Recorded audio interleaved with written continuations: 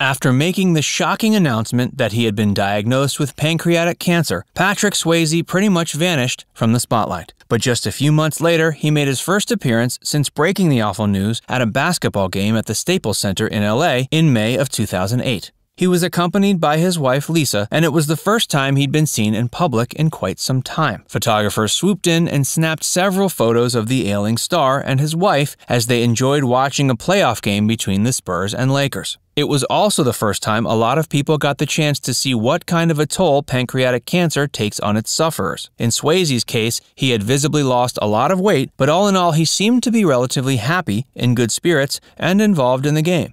Dramatic weight loss is just one of the numerous debilitating symptoms connected with pancreatic cancer. As Swayze got closer and closer to death, the world sat and witnessed the disease's horrific effects bring him to his knees. In a relatively short period of time, Swayze went from being fit and lively to frail and defenseless. It was a transformation nobody really wanted to see, but nonetheless, it was one we couldn't ignore either. This is the true and tragic story of Patrick Swayze's final days. After learning what kind of horrors he was subjected to at the end of his life, we should all probably stop for a moment to reflect on our own situations. Be grateful for what you have. You never know when it will be stripped away.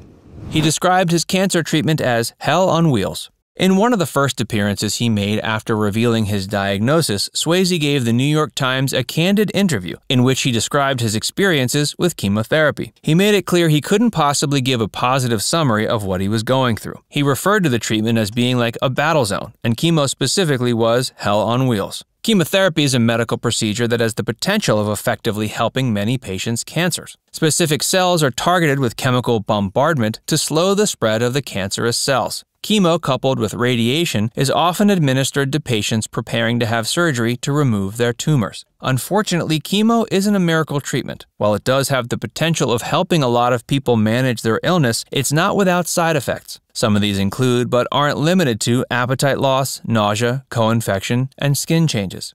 Hey, if you're enjoying this video so far, make sure you give it a like and subscribe to FactsVerse if you haven't already. He denied suffering and fought rumors. Even though he was dealing with a specific variety of cancer with a particularly low survival rate, in the months after going public with his illness, Swayze often found himself fighting off malicious rumors and defending himself from inaccurate stories pumped out by less than reputable media outlets just looking to make a buck off his suffering. In 2009, for example, the National Enquirer published a cover story about Swayze that implied he was losing his battle to cancer and nearing the end of his life. Patrick responded to these claims in a statement he made to People magazine. He expressed dismay that tabloids like the National Enquirer would print such negative stories about his health, considering the fact that in reality he actually had a lot to be grateful and optimistic about. For one thing, at the time he had just started a new form of chemotherapy that seemed to offer promising results. Second, his cancer seemed to be responding well to the treatment so far, making him one of the lucky ones, as he put it. The last show he worked on. Despite the fact he was dealing with a serious health issue, Swayze was still very much actively involved in acting. In the summer of 2008, Swayze was working on getting a new show started for a major cable TV network. In between his chemo treatments, Swayze was shooting the A&E cop drama, The Beast. It would be his last project before he passed away. The show revolved around the character Charles Barker, played by Swayze, an experienced federal officer who was secretly being investigated by his own agency. Swayze filmed all 13 episodes of the series in 2008, and it debuted in January 2009. Critics praised the show's writing and applauded Swayze for his powerful performance. The last episode aired in April. Unfortunately, after Swayze's health continued to deteriorate, the show was canceled and never got a second season. Swayze's official last credit was for the 2009 film Powder Blue. He played a character named Velvet Larry. The film was released a month after Swayze died, but was filmed in 2007. He smoked until the end. Photographers frequently caught Swayze with a cigarette in his mouth in the final months of his life. Swayze told Barbara Walters in a TV interview he had consciously made the choice to continue smoking throughout his treatment, but had taken steps to cut back on the amount he was smoking. He told Walters he was first lured into smoking back in the Marlboro Man days. Back then, everyone thought smoking made you cool. He said it made him feel like a cowboy, but as he got older, he realized just how damaging the habit was. He was very opposed to kids smoking and made it a point to never smoke in front of children. The snapshots published by the tabloids of him smoking raised a lot of questions about his health, and rumors started spreading like wildfire about what stage of the disease he was in. The controversy grew until his physician, Dr. George A. Fisher, went on Larry King, feeling compelled to clear things up. He explained that at that point, after already being diagnosed with cancer, there was very little additional harm smoking probably would result in. His last days were especially troubling.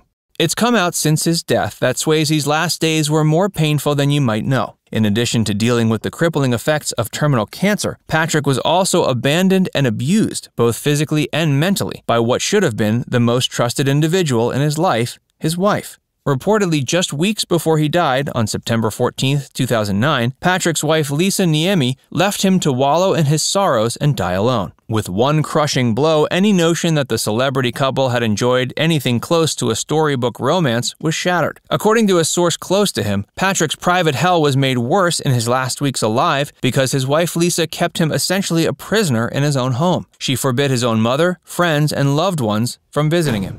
She was cheating on him the whole time.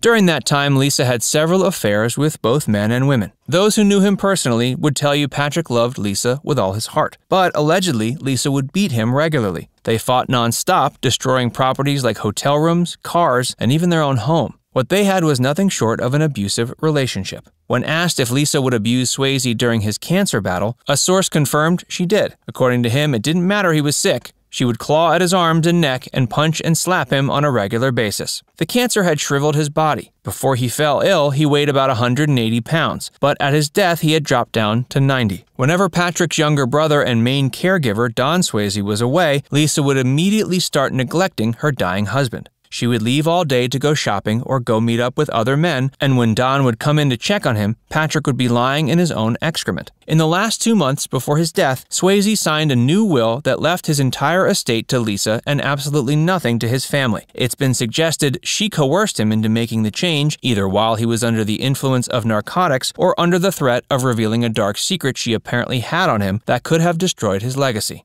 Either way you look at it, what Lisa put him through was shameful. Now we'd like to hear from you. Do you believe the source that depicted Lisa as an abusive monster, or do you think she probably has her own version of the story to tell? Let us know in the comments section below. And before you go, make sure you give this video a like and subscribe to Facts First if you haven't already. Click the bell icon to stay updated on all our latest content.